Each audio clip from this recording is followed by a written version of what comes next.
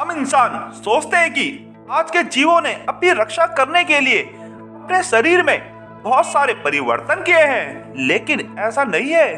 प्राचीन समय में आज से 68 मिलियन ईयर्स से लेकर 66 मिलियन ईयर्स तक एक ऐसा जीव इस प्रकृति में मौजूद था जिसका नाम था एंक्लोसॉरस।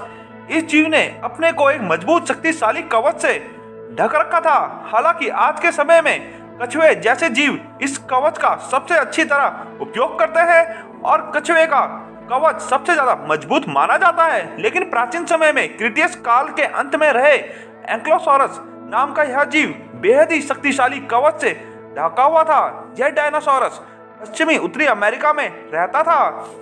इसे सन 1906 में बार्नम ब्राउन द्वारा खोजा गया था और सन 1908 में उन्होंने इसे एंक्लोसॉरस के नाम से नामित किया था।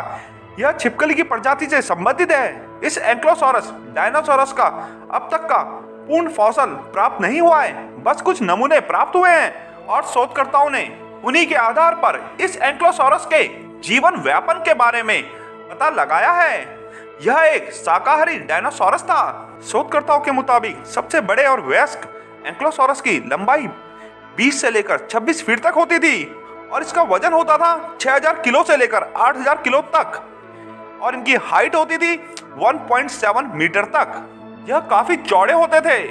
इसकी एक चौड़ी खोपड़ी और नीचे की ओर झुकी हुई होती थी जिसमें 2 सींग होते थे जो सर की पीछे की ओर जाते थे। एंक्लोसॉरस एक धीमी गति से चलने वाला डायनासोरस था।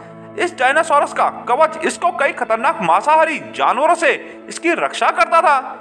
इसका मजबूत कवच कई प्लेट से मिलकर बना हुआ था। यह शांत स्वभाव का एक जीव माना जाता था। यह जिस समय इस पृथ्वी पर मौजूद थे उस समय धरती पर टीरेक्स और स्पाइनोसॉरस जैसे खतरनाक मांसाहारी डायनासोरस भी मौजूद थे। इस डायनासोरस के पास एक पूंछ भी थी जो काफी ज्यादा मजबूत थी। इससे यह दूसरे डायनासोरस पर हमला करने की कोशिश करते थे जो इनका शिकार करते थे।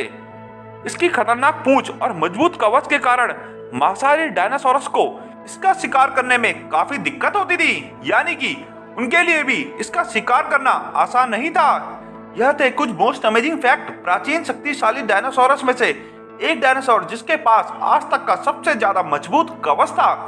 वीडियो अच्छी लगे तो लाइक कीजिएगा, शेयर कीजिएगा, सब्सक्राइब कीजिएगा और कमेंट करना बिल्कुल मत भूलिएगा। धन्यवाद दोस्तों।